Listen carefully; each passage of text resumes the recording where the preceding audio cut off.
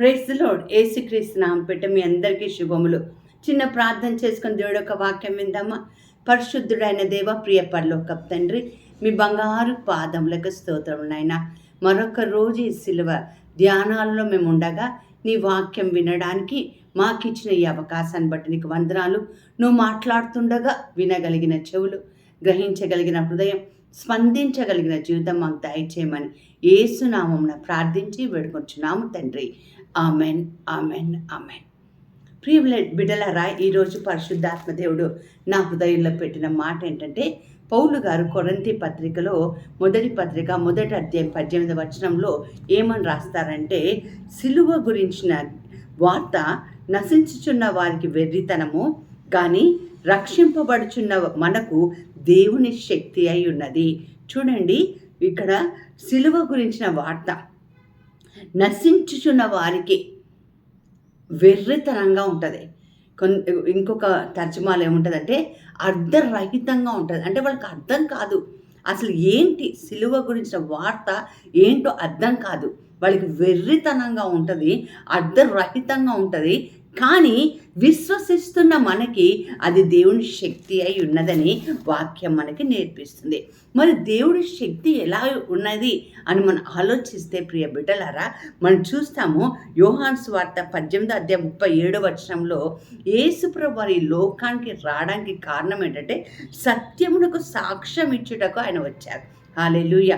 లోకమంతా అబద్ధాలతో, అపవాదితో నింపబడి ఉన్నప్పుడు లోకములో సత్యాన్ని ప్రతిష్ఠించుటకు లేదా సత్యానికి సాక్ష్యం ఇచ్చుటకు యేసు ప్రభువు ఈ లోకానికి వచ్చినట్టుగా మనం చూస్తాం. అలాగే మనం చూస్తే మొదటి యోహాను 3వ అధ్యాయం 8వ వచనంలో మనం చూస్తే, సాతాను ఆది నుండి పాపి ఉండడు కనుక పాపంలో కొనసాగుతున్న వ్యక్తి దేవుడి బిడ్డ కాదని రాస్తూ ఇంకేం రాస్తారంటే, అపవాది యొక్క క్రియలను లయపరచుటకు దేవుడు కుమారుడు ప్రత్యక్షమాయను. హల్లెలూయా. సిలువ గురించిన జ్ఞానం కొంతమందికి వెర్రితనంగా ఉంటుందండి, కొంతమందికి అర్థం కాదండి. ఎందుకు ఆయన ఆ విధంగా అలా చనిపోవాలి అని ఆలోచన చేస్తుంటారు. ప్రియ బిడ్డలారా, ఈరోజు వాక్యం స్పష్టంగా పలుకుతుంది ఏంటంటే, అపవాది క్రియలను లయపరచుటకు మరి యేసుక్రీస్తు వారు సిలువ మీద ప్రాణాన్ని వదిలినట్టుగా మనం చూస్తున్నాం.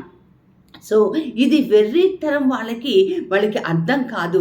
ఎందుకు అర్థం కాదు అన్న విషయాన్ని మనం చాలా జాగ్రత్తగా గమనిస్తే మనం చూస్తాం. రోమా పత్రిక 1వ అధ్యాయం 21-22 వచనాల్లో ఇక్కడ ఒక మాట పౌలు గారు రాస్తున్నారండి. రోమా పత్రిక 1వ అధ్యాయం 21-22లో ఏమని రాస్తారంటే, మరియు వారు దేవుని ఎరిగియు ఆయన దేవునిగా మహిమపరచలేదు. చూడండి, ఎందుకు వాళ్ళకి వెర్రితరంగా ఉంటుంది, ఎందుకు వాళ్ళకి అర్థం కాదు అంటే, వారికి దేవుడు ఎవరో తెలుసు, యేసుప్రభు వారికి ఎవరో తెలుసు, కానీ యేసుప్రభు వారికి దేవునిగా మహిమనివ్వటానికి వాళ్ళకి ఇష్టం లేదంటండి. మొదటిది. రెండోది, కృతజ్ఞతాస్తుతులు చెల్లించలేదు కదా. చాలా సందర్భాల్లో దేవుడిని ఆశ్రయిస్తారు, కానీ కృతజ్ఞతలు చెల్లించడంలో ఒకంత వెనకపడి ఉంటారని మనం ఈ సందర్భంలో నేర్చుకోవచ్చు.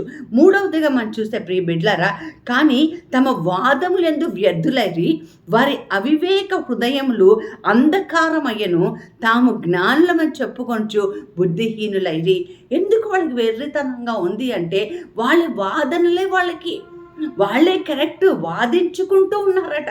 బైబిల్ స్పష్టంగా పలుకుతున్న మాటలు మనం చాలా జాగ్రత్తగా గమనిస్తే, ప్రియ బిడ్డలారా, ఈరోజు తెలుసుకోవాల్సిన విషయం ఏంటంటే, వాళ్ళు దేవుడిని ఎరిగియో దేవుడికి ఇవ్వాల్సిన మహిమని ఇవ్వటం లేదు.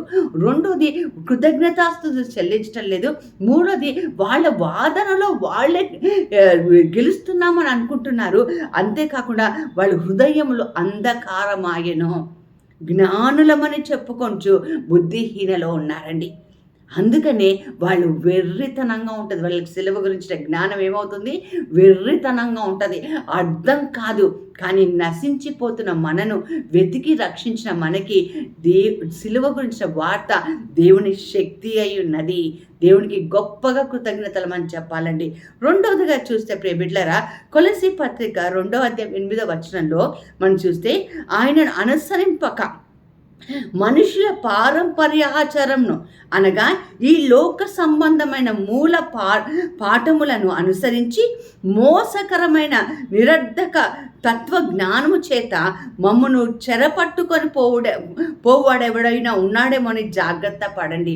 ఇక్కడ కొన్ని విషయాలు మనం జాగ్రత్తగా చూస్తే మనుషుల పారంపర్యంగా వస్తున్న హెరిడిటరీగా వస్తున్నవన్నీ అన్నీ పాటించుకుంటూ తర్వాత చూడండి నిరర్ధకమైన తత్వజ్ఞానము అంటే పనికిరాని జ్ఞానం, నిరర్ధకం లేదు, అందులో ట్రూతే లేదు. జ్ఞానం ఎంత చదివినా ఏదైనా యేసే నిజమైన దేవుడండి. ఆయన ఈ లోకానికి వచ్చాడు, మనల్ని రక్షించుకున్నాడు, ఆయన తిరిగి వెళ్ళాడు, తిరిగి రానై ఉన్నాడు. ఇది సత్యం ప్రియబెట్టారా. వాళ్ళు ఏం చేస్తున్నారంటే చెరపట్టుకొని తత్వజ్ఞానముతో చెరపట్టుకొని ఉన్నారని బైబిల్ చెప్తుంది.